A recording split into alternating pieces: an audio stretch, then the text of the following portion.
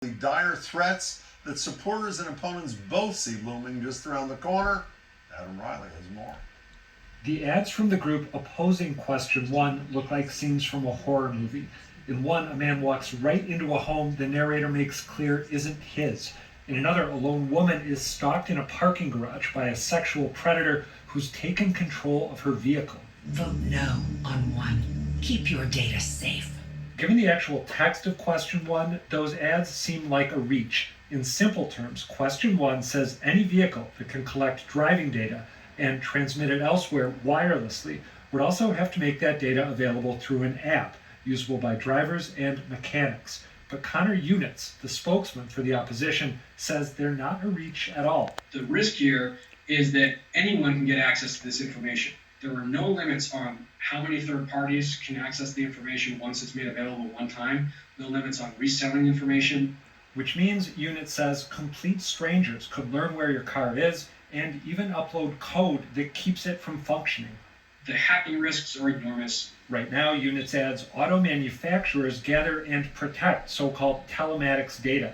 Question 1, he says, is really a push by big repair chains to get their hands on that data too, so they can hone their advertising and sell the info to third parties. This data itself has value. As Unitz notes, the funding to pass Question 1 comes from companies like AutoZone and Advance Auto Parts. The big funders arguing against automakers like GM and Toyota, who might have a tough sell here. If the car manufacturer's point is that they have built mobile surveillance platforms that non-consensually harvest so much data from us that if the wrong person gets access to them, they can destroy your life, then I think that the answer should be for them to stop spying on us with our cars. Cory Doctorow is a special advisor at the Electronic Frontier Foundation. He says passing Question 1 would pull back the curtain on telematics and defend a fundamental right. It flies in the face of the very conception of private property to say that after you buy a thing, the manufacturer gets to tell you how to use it. If they can, Question 1 supporters argue, an entire industry could be snuffed out. 20 years ago, cars were mechanical. So you hired mechanics to take them apart and put them back together, you know? But now, says Direct Tire owner Barry Steinberg, they have computer systems you have to be able to access for service. Currently, that means plugging into a port near the steering wheel. But soon, Steinberg says, all that info will be stored in the cloud. And if independent mechanics can't get it, they won't be able to work. They chip away at the business that's out there, and they're trying to put me out of business, and Sullivan Tire, and Hogan Tire, and all of us. Thing is, the current right to repair law mandates that businesses like Direct Tire get access to, quote, telematics information necessary to diagnose and repair a customer's vehicle.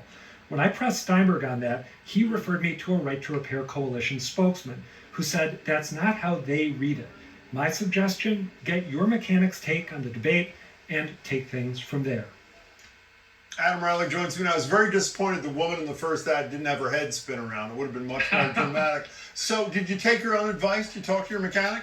I did talk to my mechanic, who I totally trust. He told me he doesn't see a problem with Question 1, but that from his vantage point, telematics is more about marketing than it is the ability to repair. And he said he's already paying a middleman for proprietary information he needs to work on cars, and he doesn't expect that to change whatever happens in November. So he would suggest there's hyperbole on both sides, I think guess. that's fair, yeah. Did you just said there's a current right to repair law? If there's a current law, why do we need a new one? Well, the current law, as I read it, does say, if independent mechanics need telematic data to do diagnosis and maintenance, they're going to be able to get it. The people who are pushing for passage 1 have a different take. I'm fairly confident in my reading. I think this is all about the fact that they could get a lot more data if this passes. Right now, they might be able to get what they need to repair cars, but they can't get what they need to, for example, if your check engine light is on, send you a message saying, hey, Jim Browdy, we see your check engine light is on. Why don't you come by? We have a slot open at 4:30. They could get so much more data, and they could get it seamlessly. They wouldn't have to go through the manufacturers. They just go through an app or this open source data platform. It would make their lives easier, and it would let them make more money. The car companies would be able to make less money, which is why they don't want to change. My check engine light is on all the time, so it's not an issue. Same. Very quickly before you go, so this new app is created if Question 1 passes. Would that mean that our driving data would automatically be available to everybody? What's the reality, quickly? My reading of the proposal is it wouldn't be automatic. You'd have to give your consent, and you could give it for varying times, either as long as the repair took or as long as it takes to maintain your car, which is the lifetime of the car. What I'm not clear on is whether only your mechanic would get it or everyone else would get it if you give them the okay. It's ambiguous. To be continued many times before November 3rd. Adam, that was great. Thanks so much.